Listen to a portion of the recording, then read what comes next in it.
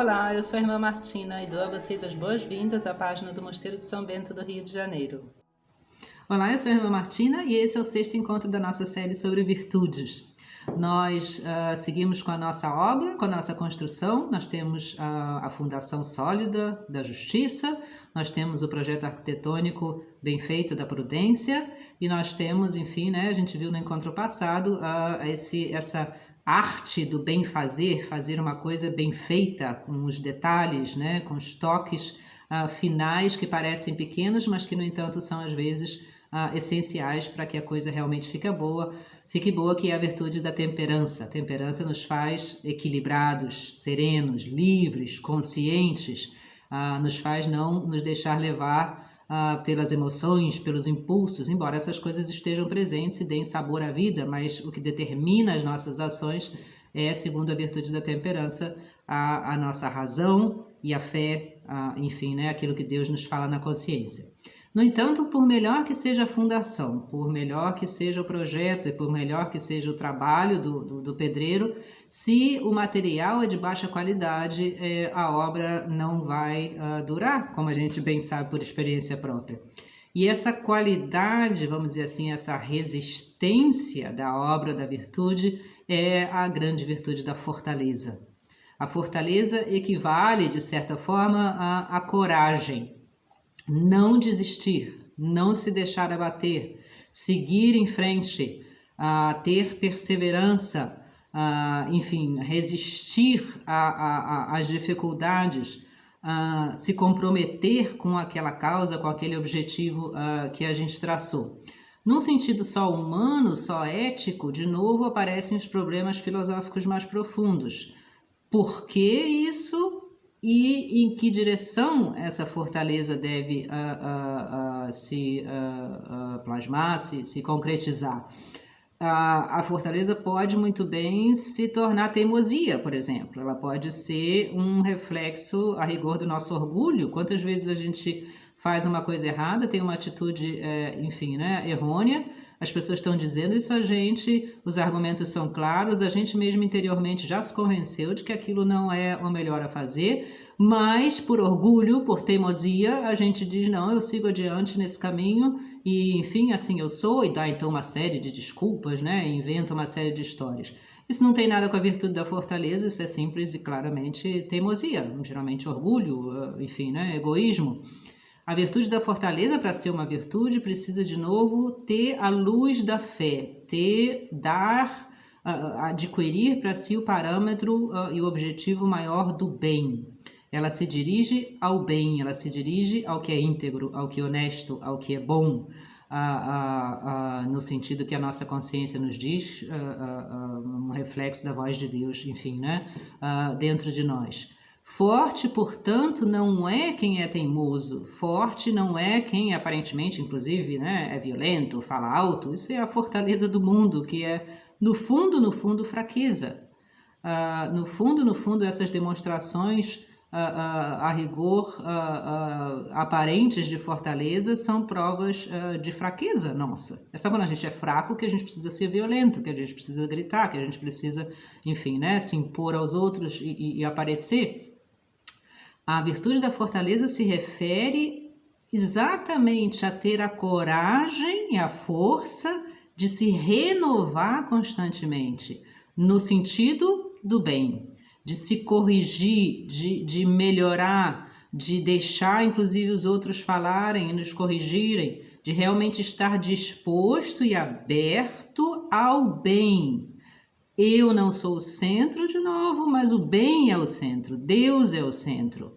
E, portanto, a coragem implica na disposição de, inclusive, se for preciso, passar por sacrifícios, passar por sofrimentos, às vezes, inclusive, passar por solidão, passar por gozações, enfim, né? Não ser admirado, não ser aplaudido, por fidelidade a essa causa maior, que, segundo a fé, é Deus, é o bem, é o direito, é o amor, é a liberdade, enfim.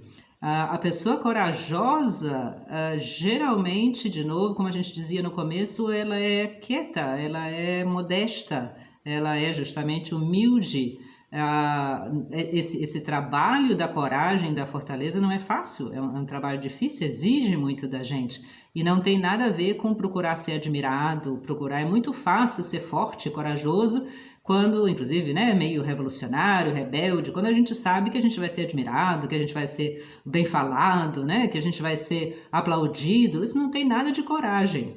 Difícil é ser corajoso justamente quando a gente não vai ser admirado, nem bem falado, nem aplaudido, ao contrário, muitas vezes, de novo, gozado e perseguido. A fortaleza nos dá essa perseverança, esse compromisso, essa resistência, vamos dizer assim, no caminho do bem, no caminho do que a gente vê em cada situação ser o direito, ser o bom a fazer.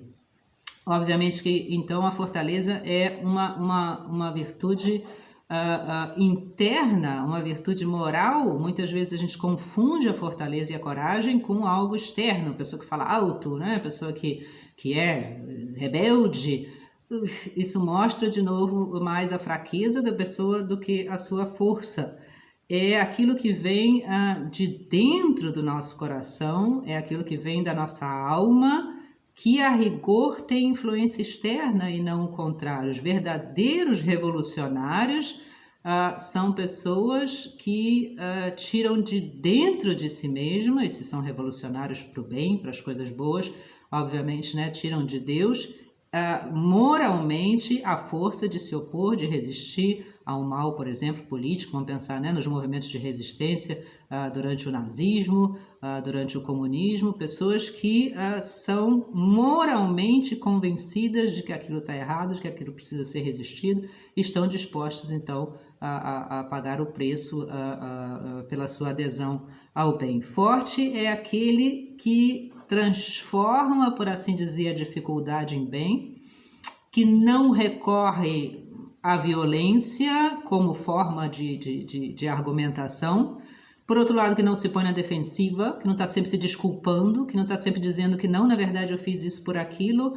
Não, ele é claro, íntegro, honesto, que não se deixa intimidar, isso a gente precisa tanto hoje em dia, não se deixar intimidar. Ao contrário, não precisa também ser agressivo, nem se pôr na defensiva, mas não se deixar intimidar. Não sou eu a questão aqui, é o que é certo, é Deus, é o que é bom. Forte é aquele que não age por comodismo, como diz o Papa Francisco sempre, que não age por, enfim, né, parecer bem, por amor às aparências, que não foge da ocasião. Forte é aquele que sabe dizer não. Quantas vezes a gente pensa, né, que a pessoa que diz não é covarde, é fraca, e ela é muito mais forte do que a pessoa que vive, enfim, né, à mercê das coisas que acontecem. Todos nós sabemos disso, que para vencer um vício, para vencer um problema, a gente precisa dizer não a certas situações e a certas, enfim, né, tentações, a certas intimidações. Forte é, portanto, aquele que, em podendo fazer errado, em podendo pecar, em podendo fazer o mal, não faz. Escolhe não fazer. Se ele não pode fazer, bom, então aí não precisa de força. Mas a vida da gente oferece a gente constantemente, a cada dia, essa escolha. Eu posso aqui fazer o errado, eu posso enganar, eu posso mentir, eu posso, enfim, né, ter preguiça, eu posso não agir com amor. E o fato da gente ter a coragem de resistir a isso, de enfrentar isso e seguir adiante naquilo que a gente sabe ser o bem, seguir a nossa consciência, isso é o que faz de nós pessoas de virtude, pessoas de fortaleza. Como ter, no entanto, força para isso, para andar essa segunda milha, para ser bom quando ninguém é bom, para ser honesto quando a gente vive num meio corrupto, para ser justo quando, na verdade, o injusto nos traz, né, muito maiores vantagens, para ser veraz, para ser sincero, quando é muito mais cômodo para a gente inventar desculpas e viver num mundo mais ou menos superficial. Da onde é que a gente tira essa força? Da onde é que a gente tira essa coragem? A gente percebe claramente que sozinhos da gente mesmo a gente não consegue tirar isso. A gente consegue fazer muito, mas há momentos em que realmente, né, a gente precisa de uma força maior. E aí vem, obviamente, a fé. É só a confiança de que Deus não só existe, não só nos criou, espera por nós, mas está conosco, nos acompanha, nos dá a graça necessária em cada ocasião, é que nos faz, é que fez os mártires, por exemplo, ir até o fim, enfrentar, enfim, né, sofrimentos grandes.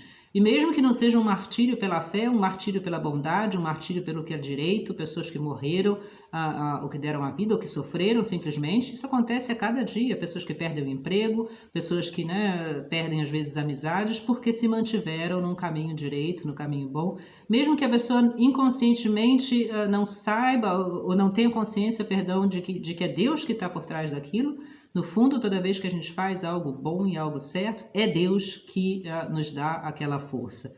E a virtude da fortaleza é, claro, essencial em tempos de crise. Nós precisamos dela tantas vezes. Quantas vezes na vida a gente tem boas intenções, bons planos, inclusive começou a fazer uma ação muito boa, mas a gente perde a coragem. E, curiosamente, geralmente a gente perde a coragem não porque as dificuldades sejam grandes, isso até é um certo desafio para a gente, né, enfrentar dificuldades. A gente perde a coragem geralmente porque o nosso orgulho é ferido. O que mais ameaça a gente não é uma coisa, um desafio grande, mas é a gozação, é a solidão, é não ser aplaudido, é ser mal entendido. Isso é o que realmente dói. E a virtude da fortaleza, portanto, de novo a gente vê, é uma força moral, não é uma força externa. É aquilo que nos faz, apesar da gozação, da solidão, do mal entendido, nos mantermos no caminho do bem, da integridade, do que é reto, do que a gente sabe, por exemplo, ser a nossa vocação, a nossa missão, mesmo que isso não seja bem entendido. Como nos dizem os salmos, Deus vai acabar, obviamente, trazendo a nossa inocência à luz do dia. Pode ser que seja nessa vida, pode ser que seja na outra vida.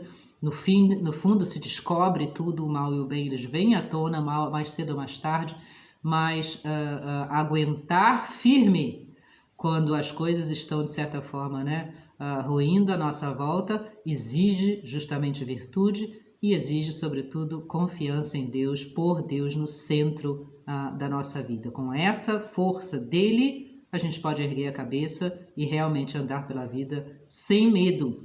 Sem medo não no sentido de que a gente não se sinta, às vezes, ameaçado, ou de que a gente, às vezes, né, realmente não tem essa sensação de medo, mas sem medo no sentido de que o medo não determina as nossas ações, não determina a nossa vida, senão que Deus, o bem, é que determina o que a gente faz. Um grande abraço, até o nosso próximo encontro.